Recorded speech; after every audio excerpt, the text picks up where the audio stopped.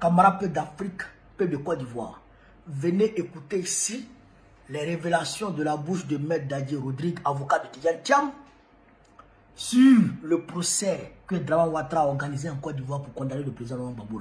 C'est pourquoi il ne peut pas aujourd'hui être inscrit sur la liste électorale. Venez écouter les révélations. Parce que quand nous on parle, nous, les gens nous considèrent comme des partisans de Gbagbo. Venez écouter de la bouche de quelqu'un qui appartient à une autre entité. On est parti chez camarades d'Afrique. Et puis Gbagbo va de Gortiki. C'est simple, les conditions sont précises. M. Gbagbo, pour l'instant, pour qui j'ai beaucoup de respect et d'admiration, est frappé d'une décision injuste qui le rend inéligible. Décision pour moi que l'État ivoirien devrait retirer parce qu'ils l'ont jugé en son absence et ça ne se fait pas. On juge un homme en face de lui et il a les moyens de répondre à ce pourquoi on le poursuit. Je tiens à dire dans la petite parenthèse que j'ai assisté au début de ce procès de la BCEAO. La BCEAO est venue à l'audience. Elle a déclaré au président du tribunal que nous n'avons été victimes d'aucun vol.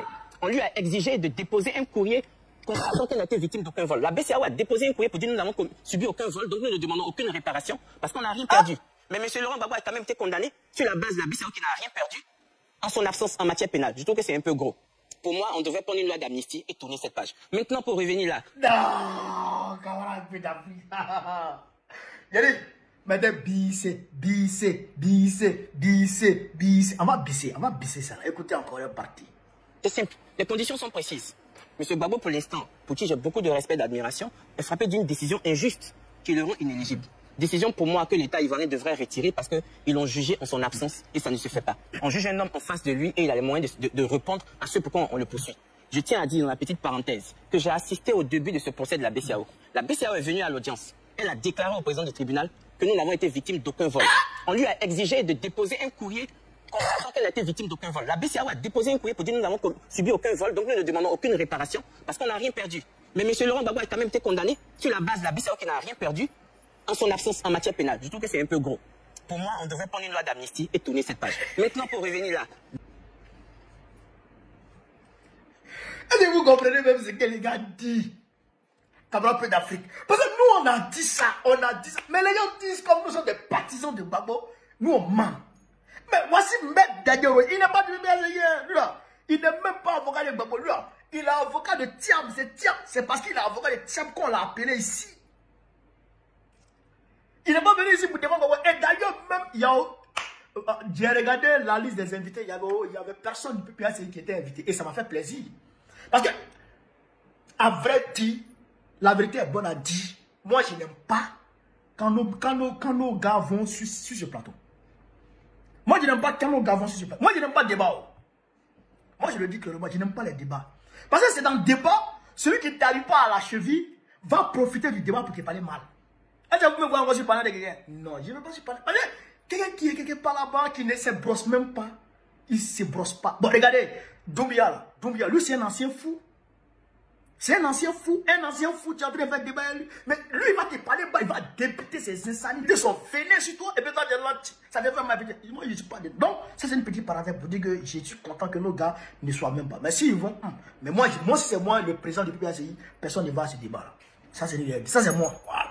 Donc, deuxièmement, le gars dit clairement, lui, il était là-bas. Ça a commencé, le procès a commencé.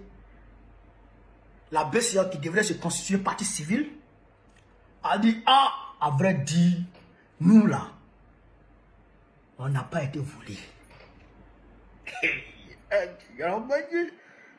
La BCEAO, quand on défend là, elle dit non, nous on n'a pas été volés. Donc, nous on ne peut pas demander quelque chose, on ne peut pas demander réparation. Le tribunal demande à la BCEAO d'écrire courrier pour venir déposer. Pour confirmer qu'ils n'ont pas été volés. La BCEAO a fait courrier pour déposer. Et puis la BCEAO ne s'est pas arrêtée là. Hein. Le rapport 2010 de la BCEAO, il n'y a pas eu vol dedans. Ils n'ont pas marqué dedans qu'il y a eu vol. Rapport 2011, ils n'ont pas marqué qu'il y a eu vol. Rapport 2012, ils n'ont pas marqué qu'il y a eu vol. Donc la BCEAO dit qu'elle n'a pas été volée. Bon, on dit casse de la BCEAO. Laurent Gbagbo est condamné pour l'affaire de casse de la BCEAO. Mais la BCEAO dit qu'elle n'a pas été cassée. Mais Ouattara dit non, la BCEAO a forcément été cassée. Donc si la BCEAO dit qu'elle n'a pas été volée, donc automatiquement, moi je pense que ce jugement tombe à l'eau. Si on est dans une cour impartiale, le jugement tombe à l'eau, mais comme c'est politique, On cherche un petit alibi pour coller une condamnation sur quelqu'un et puis on veut l'éliminer. Voilà ce qui se passe. Elle est compris ça. Voilà ce qui se passe. Et puis d'ailleurs, en pénal là, on ne juge pas quelqu'un derrière lui. Sauf si on ne sait pas où il est. En pénal, on ne juge pas quelqu'un derrière lui. Il faut qu'on demande sa présence. Même si les avocats viennent en pénal là, il faut sa présence. Parce que c'est prison, il va faire. Donc si on ne sait pas où il est introuvable, peut-être qu'on peut faire par contumace. Mais on dit qu'ils ont fait par déclaratif défaut. Tout ça là, c'est faux à faire. C'est l'État de Côte d'Ivoire qui a envoyé Gbagbo là-bas. Donc l'État de Côte d'Ivoire avait la possibilité de dire, Gbagbo, viens, on va te juger. La Côte d'Ivoire avait ce droit de dire à la CPI, bon, Laurent Gbagbo là, on va le juger, hein. On va le ici. Après, on va vous le ramener. On vient et puis on va le juger. Mais ils n'ont pas fait ça. Ils n'ont pas fait ça, ils l'ont jugé derrière lui. Parce que, tout simplement, ils veulent l'écarter de la course au pouvoir. Mais cette injustice-là, si nous on accepte ça, c'est que c'est plus la peine de faire politique. Est-ce que vous comprenez? C'est plus la peine de faire politique. Il est préférable pour nous d'aller au champ, devenir des planteurs, devenir des, voilà, des agriculteurs qui font arachide, maïs, tout ça. On peut faire ça. En tout cas, faire politique encore, si on accepte cette injustice faite à Gbagbo, là, c'est pas la peine. Vous comprenez ça? Donc vous avez entendu Maître Dagui Rodrigue chez Ramabé. On va se battre. On va se battre. Et on va gagner. À coup sûr, on va gagner. Camarades des peuples d'Afrique, peuple du Mali, mes chers frères et sœurs de l'Iptako Gourmand, peuple de l'AES, chers camarades, appelez-moi tous les Maliens, donc venir ici s'il vous plaît, appelez tous les Maliens, chers camarades d'Afrique.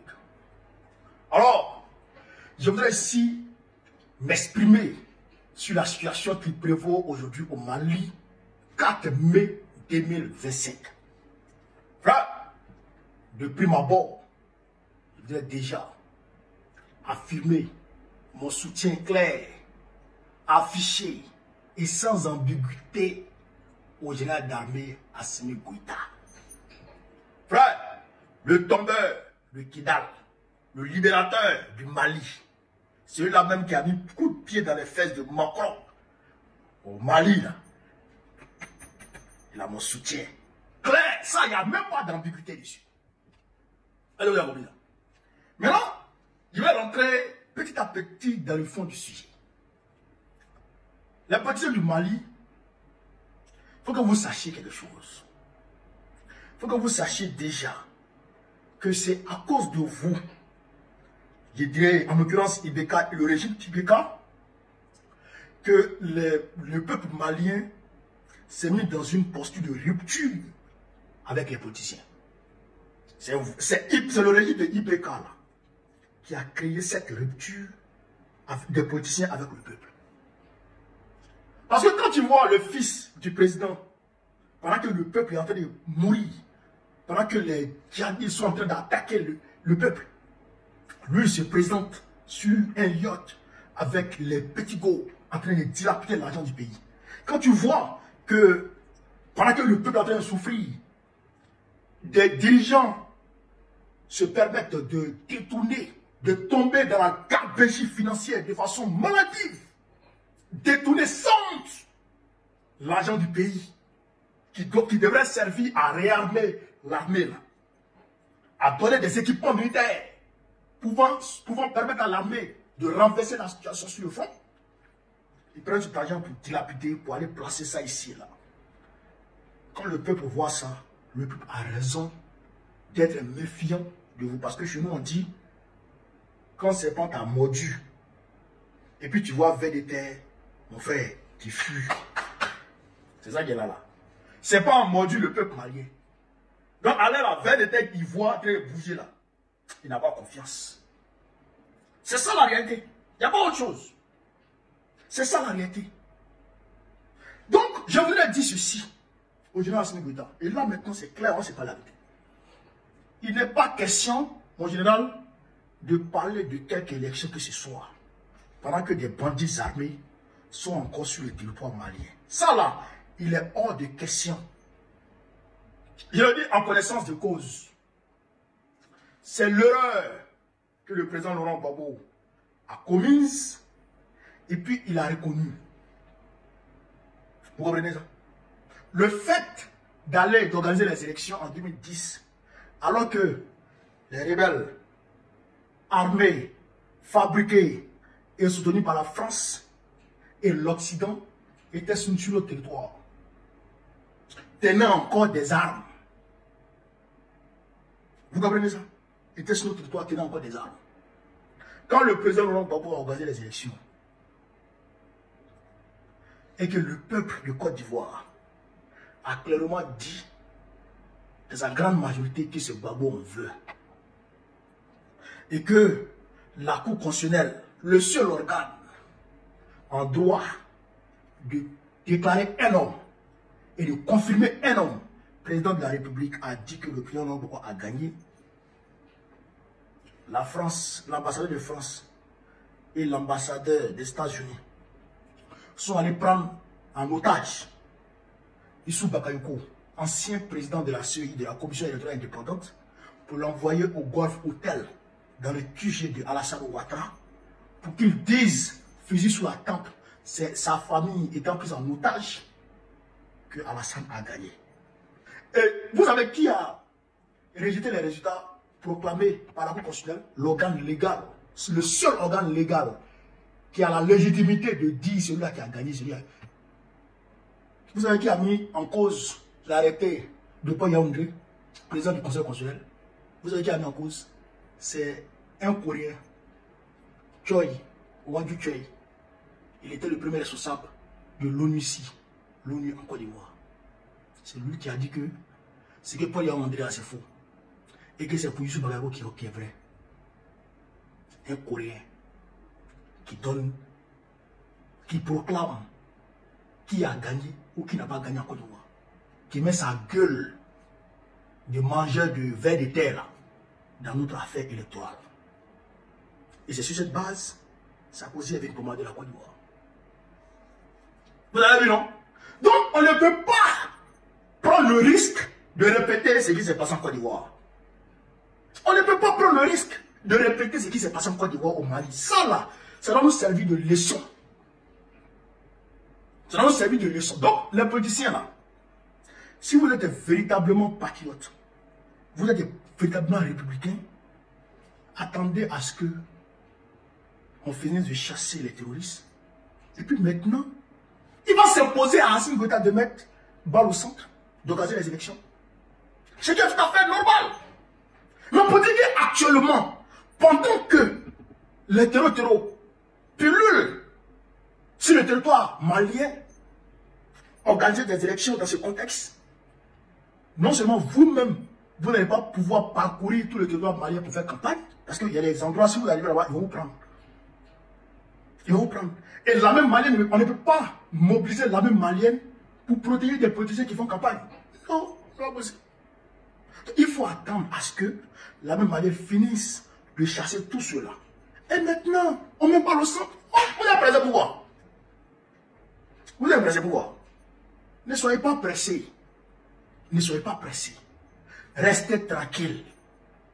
Et il faut dire aussi qu'il y a de la manipulation dans cette affaire. Il y a certains politiciens qui sont, je ne dis pas tout, hein, mais il y a certains qui sont manipulés. Mais quand il entend quelqu'un crier, on veut la démocratie, on veut la démocratie. C'est que le gars, il ne dit même pas on veut la démocratie. Il dit on veut la démocratie. Démocratie comment? C'est-à-dire le gars, il ne sait même pas de quoi il parle. Hein? Il ne sait même pas de quoi il parle. Mais il dit on veut la démocratie. Donc ça veut dire qu'il y a de la manipulation derrière. Et ça a toujours été comme ça. Quand on veut sortir de l'eau, on manipule certains groupuscules. Et c'est ces groupuscules-là qui nous tirent derrière. Et quand on tombe ensemble. Et après, on tombe, après, on est frappé de remords. Ça là, ça ne doit plus arriver. Attendons à ce que le combat contre le terrorisme soit véritablement gagné par Assimi Goïta et son équipe.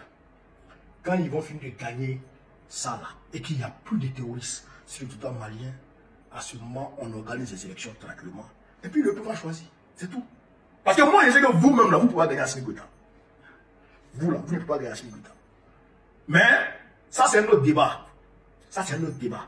Quand on va finir de chasser les terroristes là, et puis on va organiser les élections maintenant, on va voir qui va gagner. Ça, c'est une réalité. Mais pour l'heure, laissez Assimi tranquille mener le combat contre les terroristes. Laissez-le mener le combat contre les terroristes. Et il va finir ça. Il va organiser les élections. Voilà. Donc, sur ce, vive l'Afrique libre, vive le panafricanisme, vive tous les présidents panafricains, vive Assimi Goïta, vive Ibrahim Traoré, vive Abdoulaye Tiani, Babo, président de la République Côte d'Ivoire en octobre prochain. Inch'Allah, on est ensemble les gars, merci.